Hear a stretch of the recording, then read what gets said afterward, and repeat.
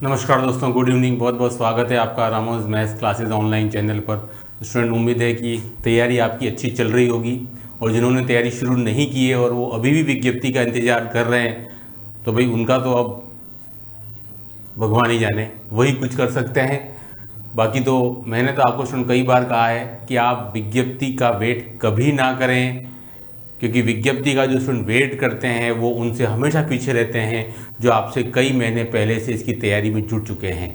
ठीक है, तो देखिए स्टूडेंट, आज का वीडियो फिर वही आपके आरपीएससी सेकंड ग्रेड मैथ्स के स्टूडेंट के लिए डेडिकेटेड है।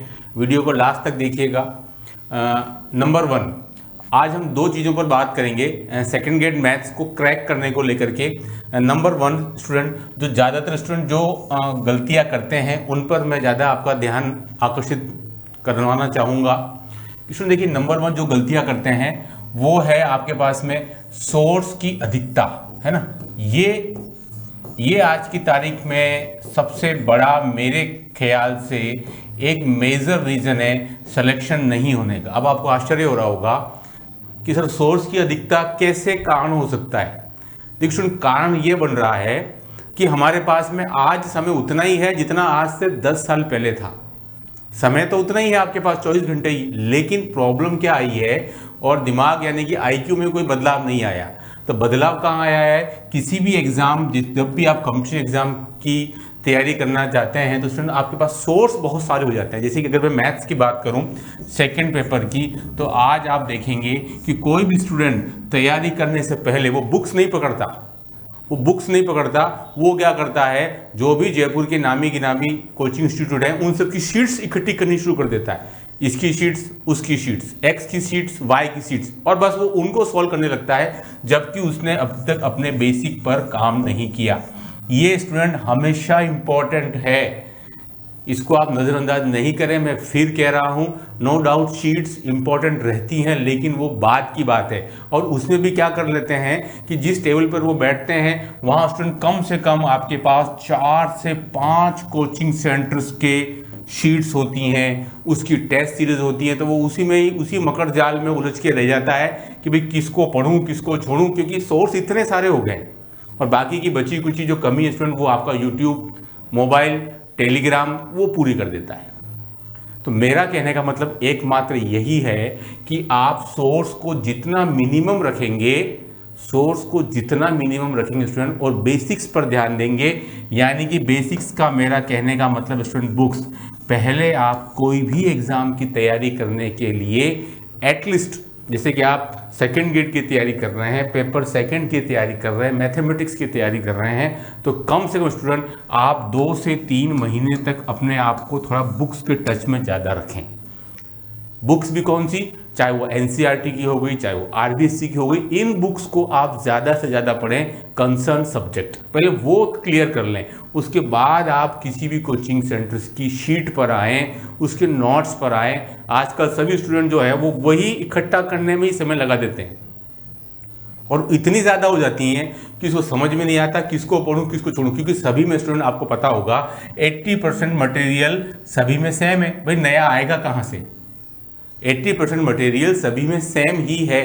तो आप क्यों सोर्स के चक्कर में अपनी जो पढ़ाई जो आपकी होनी चाहिए, जिस एफिशिएंसी के साथ में, जिस डिवोशन के साथ में, वो नहीं हो पाती है। कई सारे स्टूडेंट के साथ में ये प्रॉब्लम रहती है कि वो इस चीज़ को लेकर ज़्यादा खुश रहता है, उत्साहित रहता है कि मेरे पास अमुक सोर्सेज हैं, मेरे पास ये है, मेरे पास वो है, लेकिन भाई उनको इकट्ठे करने से थोड़ी काम चलेगा। उनको पढ़ोगे नहीं, उसको रिवीजन नहीं करोगे, तब तक एग्जाम में जाके सवाल हल नहीं होने वाला, भले ही वो आपकी नज़र में कितना ही ईजी क्वेश्चन क्यों ना हो। तो स्टूडेंट इस चीज़ को हमेशा आप ध्यान रखिए कि सोर्स आपको मिनिमम रखने हैं।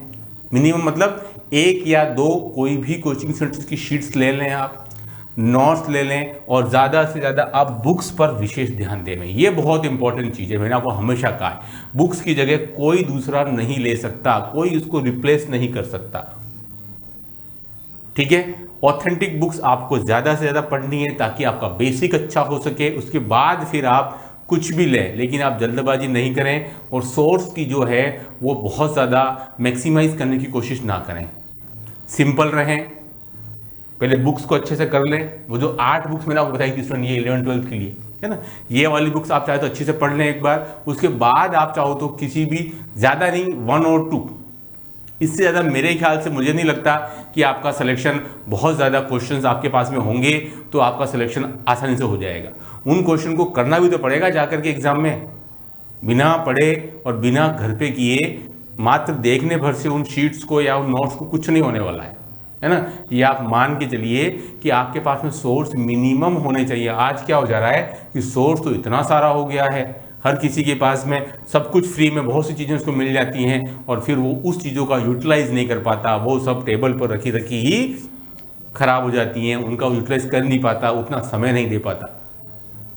मेरी बात आप समझ रहे होंगे कि जितना आप सिंपल रहेंगे, जितना आप चीज़ का होवा नहीं बनाएंगे, जितना आप ये मानेंगे कि बहुत ज़्यादा कोई कठिन वाली बात नहीं है, आप अगर सिंपल तरीके से डेली का डेली 5 से 6 घंटे अगर आज पढ़ रहे हैं, जैसे अगर आप 6 घंटे पढ़ रहे हैं स्टूडेंट, मैंने आपको बताया था रेशो आपका जीके और मैथ्स का 2:4 होना चाहिए for each and every student.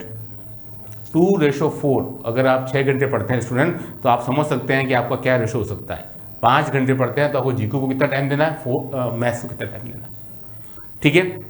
तो ज़्यादा ज़्यादा प्रैक्टिस पर जोर दीजिए, प्रैक्टिस करिए, क्वेश्चंस को रिवीजन करिए, प्रैक्टिस करिए, ताकि आप कम समय में ज़्यादा क्वेश्चन अटेम्प्ट कर सकें और सही कर सकें। ये सबसे बड़ा मूल मंत्र है एग्जाम को क्रैक करने का, ठीक है। तो नंबर 1 के बाद जो मैं आपको बताना चाह रहा था, सोर्स की अधिकता नहीं रखनी है, 1 या 2 बस उसी को प्रैक्टिस करते जाइए।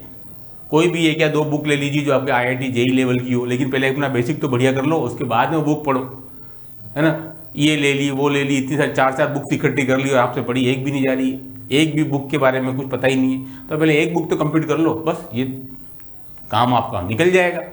पर अपन थोड़ा सा उल्टा कर रहे हैं, है ना। तो स्टूडेंट ये देखिए, ये इंपॉर्टेंट है क्योंकि एक अटेम्प्ट के बाद दूसरा अटेम्प्ट जो है वो लगभग 2 से 3 साल बाद आता है। 24 में आएगा, मान के चलिए 27-28 तक खिंच जाएगा दूसरा अटेम्प्ट, है ना। 3 साल बाद, 3.5 साल बाद, तो आपकी एक छोटी सी गलती बहुत ज़्यादा भारी पड़ जाती है। जब तक कि आपको चीज़ें समझ में आती हैं, एक अटेम्प्ट निकल चुका होता है, दूसरा अटेम्प्ट आने में समय लगता है, तब तक सारा सीन परिदृश्य चेंज हो चुका होता है। तो इस चीज़ का विषय ध्यान रखिए स्टूडेंट, सोर्सेज बहुत ज़्यादा नहीं रखने हैं, हवा नहीं बनाना है कि पिछला पेपर ये आया नहीं, ये आया नहीं, उसके हिसाब से कोई बात नहीं। पिछला पेपर नो डाउट टफ था, लेकिन उसका मतलब ये थोड़ी हम हर समय एक जैसा ही आता रहेगा, है ना। आप तैयारी थोड़ी सिंपल रखिए, ज़्यादा से ज़्यादा रिवीजन पर जोर दीजिए, चीज़ों को रिवाइज करते रहिए बार बार, है ना। बस ये चीज़ों को रखिएगा, आप निकल जाएंगे, कोई डाउट वाली प्रॉब्लम ऐसा नहीं है। देखिए स्टूडेंट, ये तो था हमारा नंबर 1, जो कि आपको मंत्र, जो कि आपको ध्यान रखना है। क्योंकि स्टूडेंट देखिए, ये सब चीज़ें मैंने फॉलो की, है ना। आरपीसी के 4 एग्जाम निकाले, 3rd grade, 2nd grade, 1st grade और आरपीसी सेट 2012 का निकाला हुआ है सेट, ठीक है। कभी भी चीज़ें बहुत ज़्यादा टफ नहीं रखी थी, केवल अपने आप पर विश्वास रखा और बस मेहनत की, ठीक है। नंबर दो जो स्टूडेंट देखिए, अब क्या होता है कि आपने सोर्स की एक्सेस कर ली, मतलब आपके पास सोर्स बहुत ज़्यादा हो गए, तब आप क्या करते हैं, 10 बुक्स को, है ना, यहाँ दूसरी गलती होती है। क्या करते हैं अपन, 10 बुक्स को अपन पढ़ रहे हैं एक बार, ये दूसरी गलती कर रहे हैं अपन। ये नंबर 2, ये क्यों स्थिति पैदा होती है, सोर्स की अधिकता की वजह से। आपने अलग अलग कोचिंग सेंटर्स के, अलग अलग पब्लिकेशंस के बुक्स की बाढ़ आ गई, सब इकट्ठे कर लिए, जिस दोस्त से मिले उससे पता कर लिया, तू किससे पूछ रहा है, उसने कहा बहुत बढ़िया है, आप खरीद के लिए आए, या उसने ऐसे ही दे दिया, ले तो 10 दिन पढ़ ले, है ना। तो प्रॉब्लम कहाँ आ रही है, 10 बुक्स को एक बार, ये सबसे दूसरी गलती है। ऐसा नहीं करना है स्टूडेंट, एक बुक को 10 बार पढ़ना है, एक बुक को 10 बार, बस ये हो जाए। अरे भाई 10 बार नहीं तो कम से कम 3 से 4 बार तो पढ़ लो। सभी बुक्स में मैंने कहा, कोई भी पब्लिकेशन की बुक हो, सभी में 75 to 85% सिलेबस सेम है। अरे भाई मेरिट तो आपकी 50% ही जा रही है, कौन सी मैथ्स की मेरिट आपकी 55% से ऊपर चली गई। 500 में से अगर आपके 262 या 265 के मार्क्स अराउंड आ रहे हैं, तो आप काफ़ी कंफर्टेबल जोन में हो जाते हो। 2nd ग्रेड की बात कर रहा हूँ फॉर जनरल कैटेगरी, कितना परसेंट बैठा, 55% भी नहीं हुआ, ठीक है। तो आप समझ रहे हैं, जब एक सारी बुक्स में 75 to 85% सेम मटेरियल लिखा हुआ है, मतलब जीके हो चाहे मैथमेटिक्स की कोई सी भी हो, तो आपको इतनी सारी, एक बुक को 10 बार पढ़ने, 10 बुक्स को एक बार आप पढ़ रहे हैं, इसमें क्या लिखा है, इसमें क्या लिखा है, कोई मतलब नहीं है स्टूडेंट, समय की बर्बादी है। एक बुक को 10 बार, पैसे की बर्बादी है, ठीक है। तो आपको क्या करना है, ध्यान रखिएगा। ये दूसरी बात, सोर्स की अधिकता हो जाएगी तो फिर यही स्थिति पैदा हो जाएगी 10 बुक्स को एक बार। सोर्सेस कम रखने हैं, उससे क्या होगा कि आपके पास में ज़्यादा मटेरियल होगा नहीं, तो आप 1 या 2 होगा, आप उन्हीं को पढ़ते रहें, बार बार उन्हीं को ही रिवाइज करते रहें। हाँ, बट ये ध्यान रखिएगा कि जो भी आप एक बुक पढ़ रहे हैं वो थोड़ी स्तरीय हो, है ना। ऐसे नहीं कि बस पतली से बुक लिया है वही 100 ही पेज है उसके अंदर, तो फिर काम नहीं चल पाएगा, है ना। तो आप कोई भी थोड़ा सा मार्केट में घूम करके, और आपको पता है मैथ्स तो मैंने बताई हुई है आपको, बेसिक बुक्स पढ़ लेनी है, वो जो 8 बुक्स हैं, उसके अलावा आप जेईई और मेंस लेवल की कोई भी मार्केटिंग बुक आप लेकर के आ सकते हैं जो ऑथेंटिक हो, जिसमें कम से कम गलतियां हो, बस, ठीक है। तो ये एक बुक को 3 से 4 बार तो पढ़ लें आप, फिर आपको लगे कि नहीं भाई सफिशिएंट मेरा काम हो गया है, उसके बाद दूसरी बुक पकड़ें, ठीक है। तो सोर्सेज की अधिकता होगी तो ये स्थिति बार बार आपके सामने आएगी। 10 बुक को एक बार, उससे तो बढ़िया एक बुक को ही आप पढ़िए, है ना। कहीं कुछ नहीं लिखा है, सभी में सेम ही है मोस्टली, ठीक है। तो आप उस चक्कर में नहीं पढ़ना, ये बहुत सारा मटेरियल खुद ही फिर अपन भ्रमित हो जाते हैं कि यार ये बुक पढ़ेंगे वो बुक पढ़ेंगे, क्या नहीं पढ़ें और क्या छोड़ें, ठीक है। तो आप पहले एक बुक को अच्छे से पढ़ लीजिए, चाहे वो जीके हो, चाहे वो मैथमेटिक्स हो, कुछ भी हो, ये चीज़ सभी के लिए समान रूप से एप्लीकेबल है, लागू होती है, ठीक है।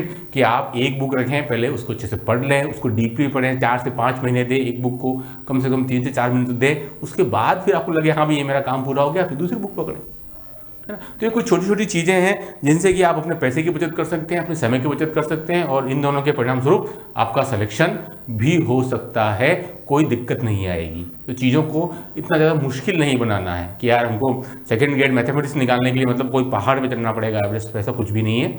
चीज़ें जितनी सिंपल रखेंगे आप, थोड़ा सा मेहनत करेंगे, डेली आप 6 से 7 5-6 घंटे पढ़ते रहेंगे, डेली कंटिन्यूटी बहुत ज़रूरी है, रिविजन और कंटिन्यूटी, बस ये 2 चीज़ अगर आपने समझ लिया तो कोई आपको रोक नहीं सकता है। भले सीटें कम आए, पेपर टफ आ जाए, कुछ भी हो जाए, है ना, आप रुकोगे नहीं, जरूर उस एग्जाम को निकाल लोगे, क्रैक कर लोगे।